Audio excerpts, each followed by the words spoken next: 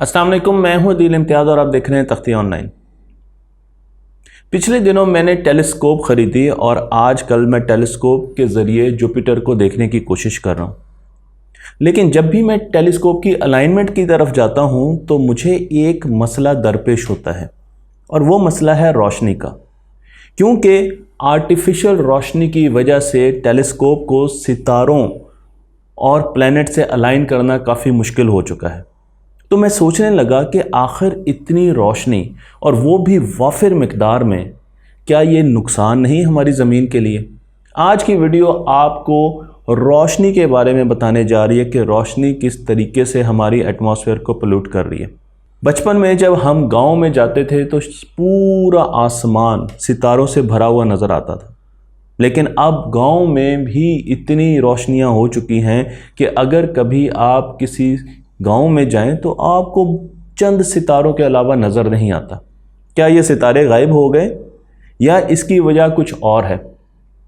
मैं आपको लेकर चलूँगा एक मुल्क की तरफ जिसका नाम है इसराइल। ये यकीनन रोशनी की वजह से है और उसकी वजह है नीली रोशनी। अमूमन हम वाइट लाइट की बात करते हैं, लेकिन वाइट लाइट में सबसे ज़्यादा आंसर नीला होता है। नीली रोशनी हाई फ्रीक्वेंसी रोशनी होती है, लेकिन इसकी एक ऐसी खूबी है या नुकसान भी कह सकते हैं कि स्कैटर बहुत जल्दी होती है। तो जब भी आप कहीं बल्ब लगाएंगे सफ़ेद रंग का, तो सफ़ेद रोशनी बहुत तेज़ी से स्कैटर होती है, बहुत तेज़ी से फैलती है। और जब ये बहुत तेज़ी से फैलती है तो ये दूर दूर तक चीज़ों को मुनव्वर कर देती है। आपको ज़्यादा रोशनी मिलती है बनिस्बत पीली रोशनी के, जो कि सोडियम लैंप से आप इजीली ले सकते हैं। इसी वजह से रोशनी की पोल्यूशन होती है। आज हम बाहर जाते हैं तो हम देखते हैं, इवन मेरे स्टूडियो में भी आप देख सकते हैं कि हर तरफ इस वक्त भी यहाँ पर तकरीबन 7 से 8 वाइट बल्ब या एलईडीज़ चल रही हैं। तो हम कितना ज़्यादा एक्सेसिव इस्तेमाल कर रहे हैं रोशनी का। और जब हम टेलीस्कोप को लेकर चलते हैं और टेलीस्कोप को कहीं इंस्टॉल करना होता है तो हमें ऐसे टेरेन की ज़रूरत होती है। मैंने इस पर एक वीडियो बनाई है जो कि ह्यूमिडिटी कम रखता हो, अगर आपने किसी जगह टेलीस्कोप रखना है, और उसके साथ साथ वहाँ पर लाइट पोल्यूशन कम होनी चाहिए। अगर आपने एक ऐसे इलाके में लाहौर के बीच में बड़ी टेलीस्कोप लगा दी या आप टेलीस्कोप के साथ कुछ देखने की कोशिश कर रहे हैं तो आपको बहुत ज़्यादा मुश्किल आएगी, क्योंकि लाहौर के बीच में बहुत ज़्यादा लाइट पोल्यूशन है। आपको एल्टीट्यूड चाहिए टेलीस्कोप के लिए, आपको ऐसा एनवायरनमेंट चाहिए जिसमें स्काई आसमान बिल्कुल क्लियर हो, किसी किस्म के बादल ना हो। मैं आपको लेकर चलता हूं एक ऐसे मुल्क की तरफ जिसे हम बहुत ज़्यादा पसंद तो नहीं करते, लेकिन हम उससे बहुत कुछ सीख सकते हैं। मैं बात कर रहा हूं इसराइल की, जहां पर आपको तिल अवीव की सड़कों पर रोशनी के इंस्पेक्टर और पुलिस घूमती हुई नजर आएगी। आप हैरान होंगे कि रोशनी की पुलिस, जी हाँ, तिल अवीव में वाइट लाइट या येलो लाइट रात के एक हिस्से के बाद बंद कर दी जाती है ताकि वहाँ पर कुछ और काम किए जा सकें जो कि रिसर्च और डेवलपमेंट से ताल्लुक़ रखते हैं। इसलिए जब भी आपको वाइट लाइट नज़र आती है तिल अवीव में, तो वहाँ पर उस लाइट को बंद करने के लिए एक बाकायदा पूरी फोर्स तश्कील दी गई है जो कि मिडनाइट के बाद सड़कों पर आ जाती है, और जो लोग एस्ट्रोनॉमी करना चाहते हैं उनके लिए आसानियां पैदा की जाती हैं। मैं आपको ये भी बताता चलूं कि तिल अवीव के मज़ाफ़ात में 7 मुख्तलिफ इंटरनेशनल स्टैंडर्ड्स की टेलीस्कोप्स हैं और उन टेलीस्कोप्स ने भी ऑपरेट करना होता है। तो जब रोशनी बहुत ज़्यादा होती है वो टेलीस्कोप्स प्रॉपर तरीके से डाटा नहीं ले सकते।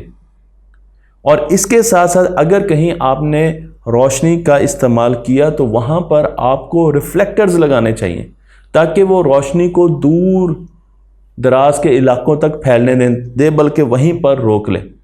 मैं आपको ये भी दिखाता चलूँ कि किस तरीके से तिल अवीव में आप वाइट लाइट को आहिस्ता आहिस्ता बदल रहे हैं येलो लाइट से।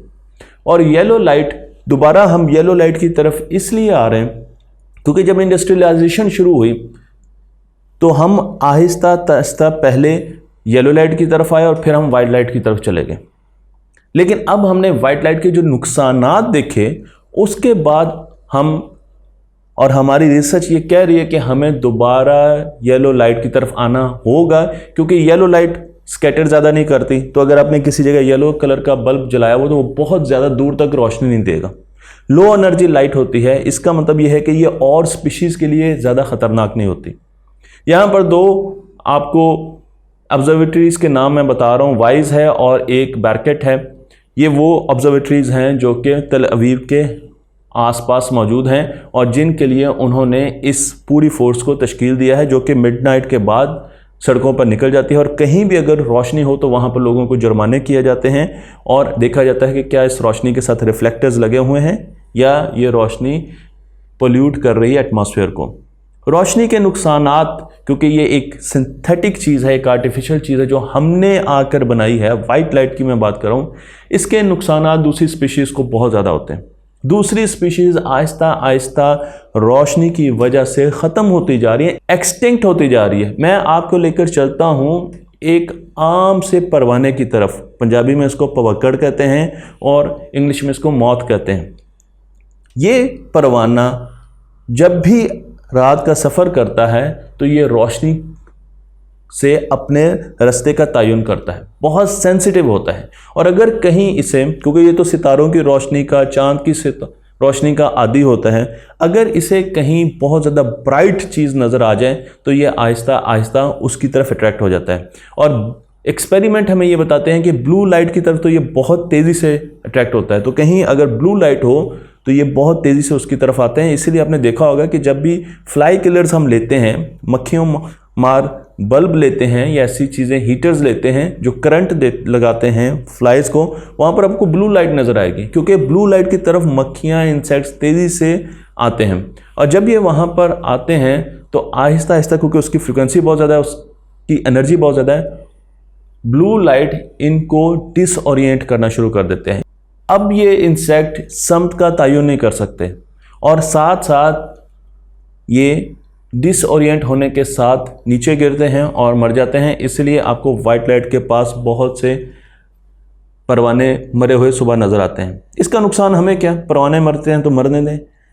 इन परवानों के मरने से हमें क्या फ़र्क पड़ता है?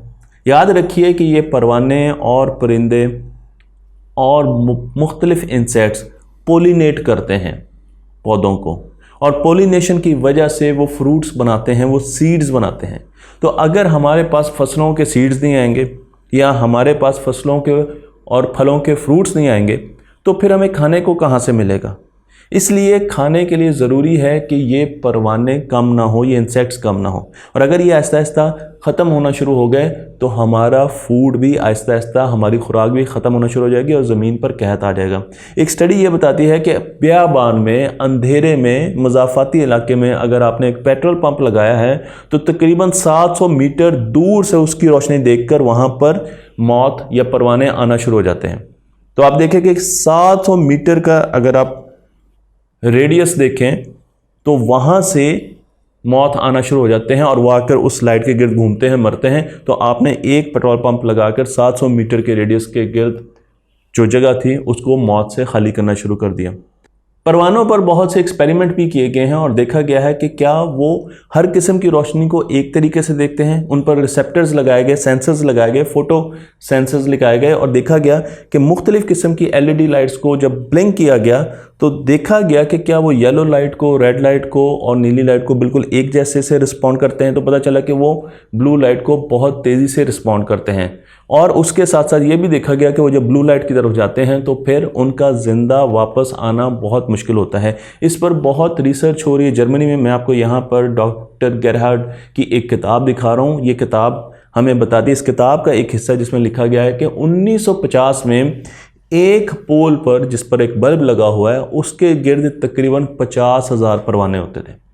लेकिन आहिस्ता आहिस्ता लाइट पोल्यूशन की वजह से ये परवाने मरते गए और आज तकरीबन 22 परवाने एक रोशनी के गिर्द होते हैं जो आउटडोर लगी होती हैं। तो इससे अंदाज़ा लगा लें कि कहाँ 50,000 और कहाँ, मैंने आपको रेफरेंस भी दे दिया बुक का, उसमें देख सकते हैं 22 परवाने। तो कितनी तेज़ी से परवानों की नस्ल कुशी हम कर रहे हैं, और वो सिर्फ अज़ाफ़ी लाइट्स लगाकर।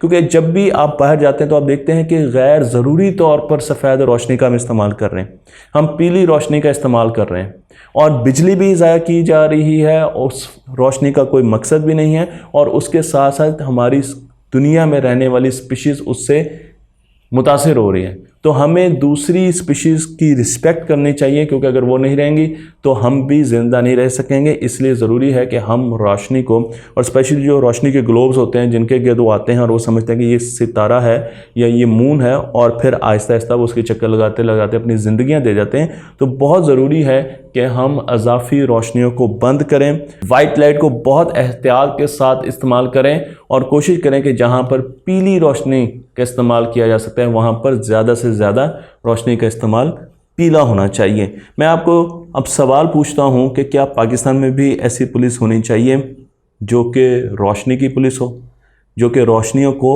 8 बजे के बाद 10 बजे के बाद बंद करना शुरू कर दें, क्योंकि हमारी ज़िंदगी तो रात को ही शुरू होती हैं। आप यकीनन ये कहेंगे कि ये सवाल तो बहुत आगे का है, इस वक्त तो हमें भूख के लाले पड़े हुए हैं, लेकिन हमारे जहन में ये क्लैरिटी होनी चाहिए कि दुनिया किस तरफ जा रही है, ताकि हम अपने रास्ते का तयन कर सकें। तख्ती ऑनलाइन को लाइक कीजिए, शेयर कीजिए और इस इल्म को दूसरों तक पहुँचाते रहिए।